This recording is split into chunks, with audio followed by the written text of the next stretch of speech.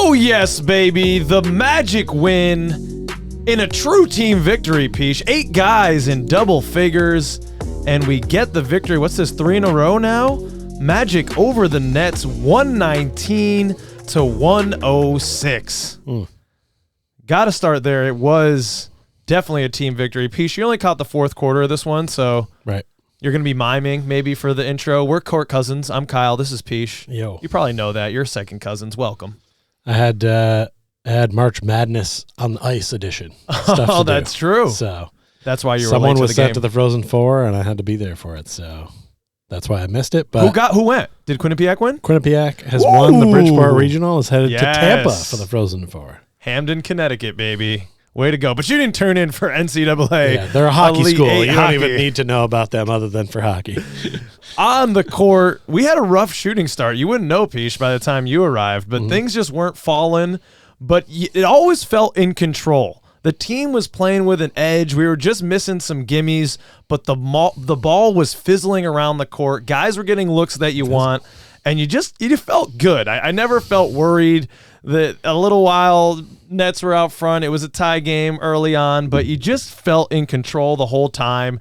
And maybe that's a little bit because we got some of our rotation back. Jalen Suggs was back tonight, ladies and gentlemen, and boy, did he let his presence be known. Great game from Jalen Suggs in the box. He's coming back with 16 points on 6 of 9 from the field, 2 from 2 from beyond the arc. He had 1 steal that led to an amazing Paulo to Cole alley-oop, but we'll talk about that in a second. Oh. No? You saw the replay of that one? Yep, saw that one. Oh, it was purdy. There were so many of those. But is it me or is Jalen Suggs his shot just looking so much more confident and pretty? You just feel like it's only going to get better from here. Yeah, obviously it's been getting better. That's why we put it in the bets for the 3-pointers only. But not just his 3-point shooting has improved. I feel like overall he just looks more confident with everything out there. He's a different dude than the guy we saw at the beginning of the season, or of course last year as well.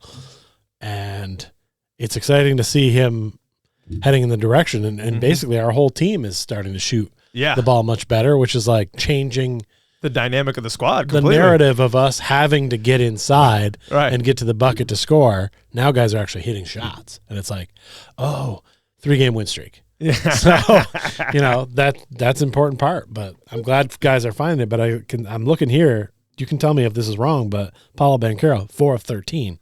Yeah. This is not good. I mean, all right, we'll start right in on the bad news. We'll start right in on the shade for now.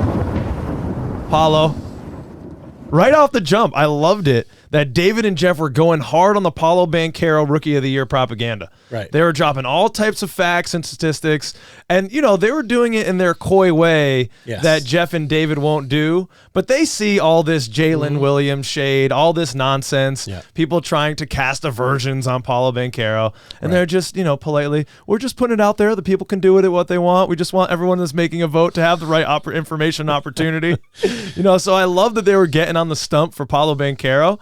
And I got on the stump for him, too. I had a nice little parlay, something very conservative. I just needed 15 points. Got on the stump? Yeah, when you get on the stump for somebody, you go and you talk. You get on the stump. I get it based on the way you're saying it, but I've never heard this reference. It was a soapbox in my day. Exactly. Something, I'm making a stump speech. I think that's what they say. I get it. All right. But yeah, I had him for 15 points. He was the only leg of the parlay that didn't hit. Eesh. It was just a little, bankroll builder. We had a nice plus 115 odds, something like that. Right. But yeah, Paulo, it didn't seem like we needed him to eat if everybody else was getting and some. he at the end of the game he was in there, but he didn't want to eat. He was trying to facilitate. You could see it. He wanted Cole to get some more. Yeah. And again, just back to Jalen Suggs, he wanted Jalen to perform first game back. He's in the month of March, he's shooting 38.7% from 3 and 46% from the field. So good things are coming from Jalen Suggs. And as we mentioned earlier, he had that steal. He only marked for 1, but he's always in the passing lanes. He is just mischievous. Yeah. He is. And that one where he had the Paulo to Cole alley-oop, that was something else. Cole just took this one over. He had moves galore. He was shooting from beyond the arc. He had a nasty crossover swisher.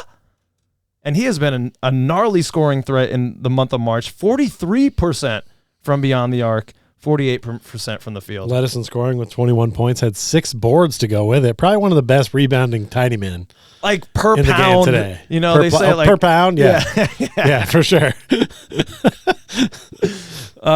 Just loving to see it. And this is, right, we've been talking about the problem with shooting, as you brought up a moment ago, and how we need to get some shooters. And we mentioned on the show previously, is it possible for that problem to be solved in-house?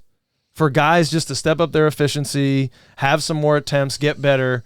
I'm not saying that. Look, we weren't world beaters. Let's not get ahead of ourselves. What do we go? 7 for 22 from beyond the arc. So in the modern NBA, 7 3-pointers is just not going to get it done. No. But the Nets were pretty bad from the field, minus Mikal Bridges, who, if you're not already selling Brooklyn Bridges shirts, what are you even doing, Brooklyn Nets marketing squad? It's printing money. You're welcome. Just do it. You're welcome. I mean, the guy went off, but he had 44 on 13 of 22. He went 6 for 9 from beyond the arc. So he almost outshot our team from beyond the arc, but he couldn't help the rest of his squad. They shot 23% from beyond the arc, 40% from the field. They just didn't have it. We forced 15 turnovers, which is always a good thing. And the turnovers help us to get out in transition. And that's when this team is so freaking exciting and dynamic. You've got on the break, you've got Paolo, Jalen Suggs, who's like a freaking cornerback out there, the way he understands angles. You got Jalen Suggs running the perimeter, Paulo, Cole, Franz Wagner. Oh, did I mention Markelle Fultz? Like, all of these guys are smart players. Here's Kyle listing the players on our team. but it's all coming to fruition, Piche. We're starting to know each other, where guys are going to be. I forgot to mention Wendell Carter, who had a monster game. No. Yeah, he did, dude. Look again. Look. 18 and 6. 7 of 9 from the floor. Okay. 7 of 9. Love that efficiency from Wendell. Yes. He's been having much better games. That's fantastic. Yeah, the boards aren't maybe there for sure. Franz with 10 boards, though. That is something else. The Iron Man. You're not going to keep Franz Wagner out of a game. You know what? Look, this one's for you, Franz. A little bit of a Franz drinking song, from what I know. Ooh, these are Franz. Something. All right, you can keep the German song going in the background if you like, because it's time for our plus-minus players of the night, and one of them is Franz's brother, Moritz. Yes! Tied with 2 other players, 15-plus for him, Jalen Suggs, and Markelle Fultz tonight. On the downside, it's Goga, -6. Ooh. Had a bad stretch there at the end of the game, and that's made a little bit of a run, and this is something I want to bring up because it was something I saw. Yep. Mikal Bridges, Jacques Vaughn, 44 points. Yeah. And then the coach just gets the game down to 13. It's a 13-point lead at that point. Right. He decides to have them go foul. I think there's probably like 3.5 minutes. Yep. About 3.5. A little over, I think, yeah. Yeah. And it's like he just has them foul Cole Anthony, give him 2 free throws. Oh, we got to get Mikal out of the game. You do? Your guy's 6 away.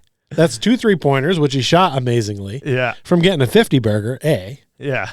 B, by the way, I think you're trying to win games, yeah? This team's in the playoffs? Yeah? Yeah, they are, but they're reeling right now. So it looked like a team that just gave up. Yeah. Way too early. Way too early. And that was like confusing to you. Super confusing to me and probably some other people as well. And I know it was the second night of a back-to-back for them. But do you want to win games or not? Like what? They just decided, well, we had a good comeback going, but you know what? He's reached his minute limit. We got to pull him. 44. I don't care. He's coming out. That's like pulling a pitcher with a perfect game and like, the 8th inning of like a tie ball game. Like it's sort of like, hey man, give him a shot. Let him finish it out here. So it really was confusing to me. It should be confusing to Nets fans. I mean, they've lost 6 of their last 7. It almost, I mean, they're in the playoffs, but it looks like they don't want to be. I feel like if they could it's too late to tank. Yeah, it is. Yeah. It's too late.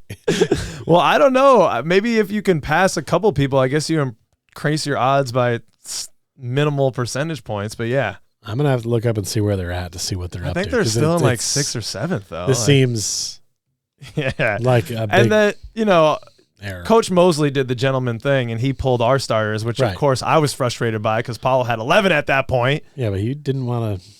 He wasn't going to score. But anymore. Leave Paulo in there for those Roy stats. You know what I mean? I don't want to hear any Oklahoma City Thunder fans on the Twitter space looking at Paulo 11-point lines here. All right, yeah, I got a take on that situation. I'll save it for our next podcast. And okay. I want it to be the last time we discuss it. Okay, it can be. It can be. Yeah, Cole has been on fire. That was the topic of the Is This Anything piece. You missed it. It was scoring in the month of March, and historically, Cole was like 3rd place in Magic history, and he's like 3rd place in the league right now in terms of points per game in March. Got a bell. Didn't think it deserved it. Okay. He wasn't leading any of those categories, and he can do better, So I think that's one he's going to break in the future. I think it was 16.2. Correct me if I'm wrong in the comments, is what he was averaging in March. But after this game, it's going up a little bit. Yeah, you're stingy with the bells, but I didn't hear it, so it's hard to say. I want it to be clear. I want David to earn it out here. A bell play is a bell play for a reason. I don't know if they're doing that this year, are they? Yeah. I don't know. I haven't heard anything about the bell in the. It hasn't been as much, right? Yeah, it was made a big deal. It faded quickly. I wonder why that is. That's interesting. Didn't know the relationship between Cam Thomas and Cole Anthony playing at Oak Hill Academy in New Jersey there for a little while. That's cool. Cam Thomas. Yeah. The team must have been nasty. Yeah, they only lost 2 games, as David and Jeff elucidated to us. Let's see here. Look it up, kids. I don't even know if I used that correctly. I think I did. Get me in the comments. English teachers, get up in the comments. This is a little unnerving, Pish. Can we talk about the Dante Markelle interview at the end? Oh, I don't really want to be on this team. Well, we've got wood that we can knock upon right here, though. I know, but there's wood that can reverse these things. I mean, I guess. Two wrongs don't make a right necessarily, though. Okay, you're right. Dante asked Markelle a question. Yeah. In the post-game interview. That just seemed like something that you want to knock on wood for. He led with that. Yeah. That's not really a part of who is right now. There's a lot of positive articles being written about him right now about people like, the rise of Markelle Fultz, he's back, all this kind of stuff. Mm-hmm. And the national media's picking up. And then this guy just starts in with the, hey, played a lot of games in a row, huh? Yeah. 54 games in a row, Markelle. No troubles yet, huh? Well, why would you say that? Well, I just had to. I'm gonna knock her in the wood. There's the wood. No, it's right I know, there. But why would Dante lead with that? Yeah. I don't know. Why, Dante? Because Dante, if something happens to this man right now, this particular video clip about your error is going to play on a loop somewhere. And we don't want that for you either, Dante. It'll be on you. We don't want this for all of us. So just don't put those thoughts in the head. Like most NBA basketball players will play consecutive games, show up, play again the next day. And I know that Magic fans haven't been used to that. So if you want to joke about that at the bar with your friends over a beer or write it in our comment section, have at it. But on the TV broadcast, don't do it. Let's stay away. Markelle kind of gave it the spin move. He did. He gave it the spin move, got to his kill shot, still said good things. And the bobblehead came in for the win. The bobblehead came in. The bobblehead came in for a win. It was a quick diversion. We were all laughing and happy and smiling, and we could put that in the rearview mirror. He reminded me, I got to get this bobblehead. Well, we got the stuffed bobblehead here, and he's saying, yes, I agree. You should go and click subscribe and like if you haven't. But it really does help. If you enjoy the reactions, if you enjoy the videos, just do us a little favor. Click like. That gets it to more people. If you haven't already, subscribe, join the community. Everything helps. I think we're like $3 away on the Patreon. So everything you do goes into making the show better. So thank you, Second Cousins. You're the best. Yep. It sounded like you're going into a whole rap to close. No. I like to do that and then do a little more talk, and then we get out of here. Okay. But I was just going to go down the box score as I am wont to do, Pish, and kind of just look through some things. There's one little troubling, statistic here that I do want to talk about, Pish, and that is offensive boards and giving up some offensive boards, giving up second chance points. That's the Achilles heel right now of this team, just generally the boards. It has been shooting. It has been rebounding at various times throughout the season. We've been on that seesaw all season long. We gave up 15 offensive rebounds, and it just felt like too many. It feels like guys like Nick Claxton, those really big body guys, Jared Allen, those types of dudes with a presence down there, we can't keep them off the boards as much as Wendell is the enforcer, which I do like that nickname. What was it? The versatile enforcer? Yeah. That's nice. That was it. I mean, the defense, the rebound stat is one that's near and dear to my heart, but it's become a little bit inflated lately because a lot of teams just take one shot and go back on D and don't try to offensive rebound. So if you get 10 rebounds during a game, but 5 of them were like you just grabbing a guy's miss that kind of fell into your lap and no one else even contested you for it, it is still technically a rebound. I'm not trying to take anything away from anybody, but did you fight for it? Was it really hard to get? Was it earned? No, not really. So that stat kind of gets a little over the top. So I'm glad that you brought up the offensive rebounds because that is a stat that does matter. It gets your team a second shot, or maybe you just put one up right immediately, and they had 15 tonight, which is too many. Yeah. But we did have 9, so that's not nothing. Oh, we were crashing the boards a little bit. In general, I like to see more board crashing, which is why I like the NCAA tournament, because guys be crashing the boards. And that's why I like Brandon Miller, too. Or some freshman will come in off the bench and take your minutes. So they got to play. So if you want to hear about some of the early prospects, go check out our recent Court Cousins way too early look at the draft. Yep. Just for a 50,000-foot view. Points in the paint. Always like to look at it. Dominated that 58-38. And again, our team is so dynamic in space. 21 points, fast break points. Just love to see it. This is a true team win. As we said, we led the show with 8 guys in double figures. When you look at this squad and you think about the potential it has, that's the team I think about. There's a guy maybe that's cooking one night, but everyone can get you something, and it's dangerous at every position, and that causes frights for defenses, hopefully. 51 bench points is a big deal. Cole Anthony and Jalen Suggs and Moritz, all a big part of that one.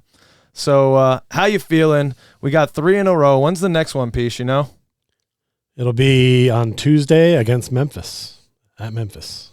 At Memphis. That'll be a little later, probably an 8 p.m. game. I can make that one. Probably. That's ahead of my bedtime. Hopefully, it's not after your bedtime either, ladies and gentlemen. We'll see you next time. Peace out, Court Cousins. Thanks for coming. Oh, wait, second cousins. We're the Court Cousins.